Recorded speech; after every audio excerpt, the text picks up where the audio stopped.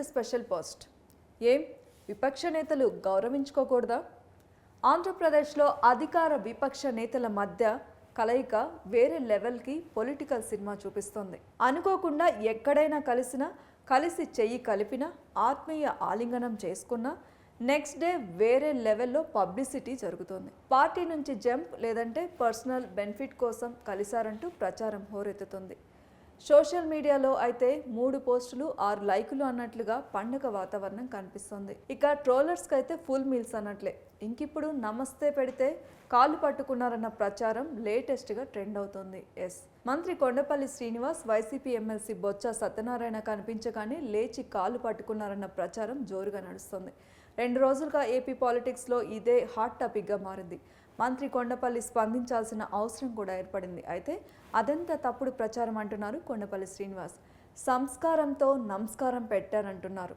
కొత్త నాయకత్వానికి బలహీనపరిచేందుకు దుష్ప్రచారం చేస్తున్నారంటూ ఆగ్రహం వ్యక్తం చేశారు ఆయన. ఇటు బొత్స సత్యనారాయణ కూడా ఈ ఇష్యూపై రియాక్ట్ అయ్యారు. కావాలని దుష్ప్రచారం చేస్తున్నారని, కొండపల్లి శ్రీనివాస్ని బలి చేస్తున్నారని అన్నారు. ఇక ఆ మధ్య పవన్ బొత్స పలకరింపులపైన ఇలాంటి వ్యవహారమే నడిచింది. అసెంబ్లీ ప్రాంగణంలో deputy CM Pawan Kalyan, YCP MLC Botsa Satyanarayana ఒకరికొకరు ఎదురుపడ్డారు.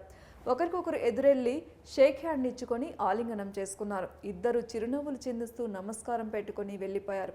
ఇక ఆ సీన్ బయటకు వచ్చిందో లేదో ఫుల్ ట్రెండ్ అయింది. పవన్కి షేక్ హ్యాండ్ ఇచ్చిన బొత్స వైసీపీకి కూడా హ్యాండ్ ఇస్తున్నారంటూ జోరుగా ప్రచారం సాగింది. జనసేనలోకి మరికొన్ని రోజుల్లోనే బొత్స జంప్ అవుతున్నారు, అందుకే కనపడగానే కలిసిపోయారంటూ ప్రచారం పీక్స్కి చేరింది.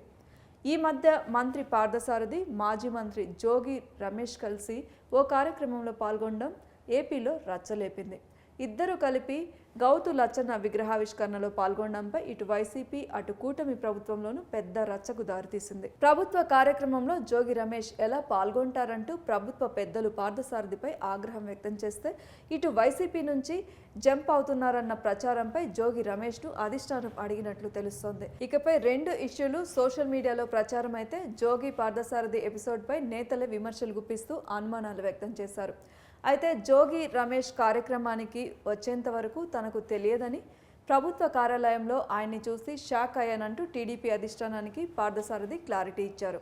ఇలాంటి మరిన్ని అప్డేట్స్ కోసం సబ్స్క్రైబ్ చేసుకోండి స్పెషల్ పోస్ట్.